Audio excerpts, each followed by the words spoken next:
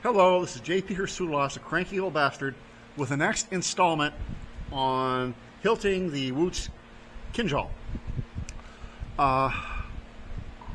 The grip panels have been pared down. The pins have been set and peened, and everything has been more or less smoothed down to 40 grit. Now, what else needs to be done is I got to clean up the solder lines in here, this side. I have to break the chamfers on the edges here so it doesn't feel so square on the handle. Now, I've already got it in here. I don't know if you can see this or not. Let me zip on through here. With a flexible shaft, a forward and flexible shaft machine. Those are really neat to have. I'm sorry about bumping the camera. But I still got a flat area in here I got to clean up on the solder, and that's easy enough to do. Once you get this little corner in here, where this is here, right here, this little corner here, that's the paint. That's the real bugger. So the easiest thing to do is get yourself a monkey tool, which is basically, in my case, is this piece of flat bronze stock, and I've had a hell of a time with my 240 grit belts coming apart at the seam. So I've got like 3 dozen of these things that I cannot use. So I'm cutting them into strips and using them for cleanup, which is about all I can use them for because it's not worth anything else. So I just basically cut a, see that angle there? This allows me to get right down into that corner, and I can see what I'm doing. So we're going to fold that over like this, hold it nice and tight, okay, get it nice and tight. So with that there like that, we're going to get in here. Let me reach around the camera here, and I'll show you how slick that is. Doesn't take long.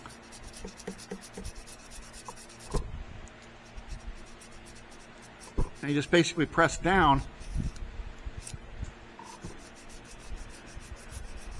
See? Nice and clean. You know, this isn't that difficult to do. Flip it over to your side. And if you have to advance the paper a little bit, go overhead, just roll it over and tighten it up. Make sure it's not next to the stair in there. And then just do their side. See, this is before. See that? That's before. Put the monkey tool back on there. And I don't know why they call them monkey tools. I guess because you're monkeying around with them. I don't know. But here we go. It takes a few seconds if you're not sloppy with the solder.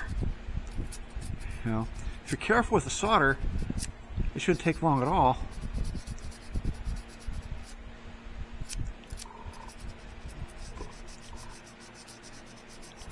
As you can see,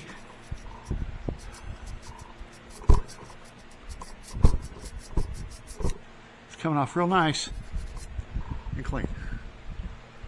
All nice and clean. And that's all there is on that. I mean, none of this stuff is really difficult. I have a little bit of a slop over here in the corner. I'll adjust the tool here. Advance that a little bit.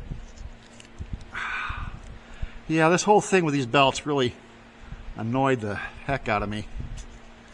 I mean, they're popping. It's just the 240s are popping, which is kind of strange because I think it's the humidity down here in Florida. When I was in southern Nevada, it was dry. I mean, it was bone dry. The stuff lasted forever. You know, but it's different down here.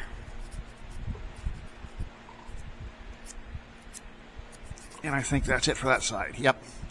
So that's basically what I do now. I have a little over here on this one side. Hold on. A little bit of a grind line there.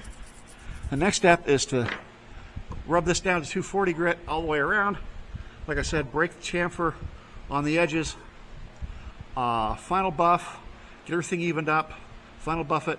And then make the scabbard. So that's where we're at right now. Here's the wider view of the hilt here. Wrong way. As you can see, you really can't see the pins, which is the whole idea there. See the pins in the grip, but you can't really see the pins there. Like I say, I gotta finish this, you know, paring that down. I wish I would have put ivory on this, but as I said before, I don't want to get into the social problems that ivory would cause. Even though it's a beautiful material to work with, it's a shame what's going on with the ivory. But that's a discussion for a later time. But other than that, black is basic.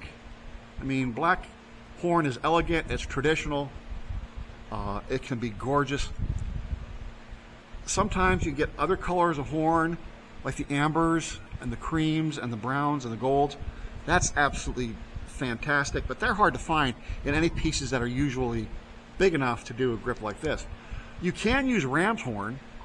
I've used it before, but I don't particularly care for it. Impala horn's nice. I'm not talking about the Chevy, I'm talking about the Critter. There's all kinds of antelope horn you can use. Of course, there's stag antler, there's Sitka deer, there's what's the one that comes up? Sambar stag, red deer, black-tailed deer, white-tailed deer, mule deer, moose, elk. Elk's gorgeous, but the big pieces. So is moose. And then there's also various kind of bones and stuff like that.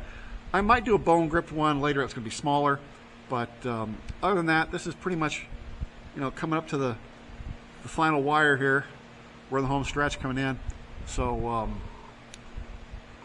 that's about it for now. I'll finish it up tomorrow. And after that, it'll be sheath time. I'm not going to cover that yet because I haven't decided what I'm going to do.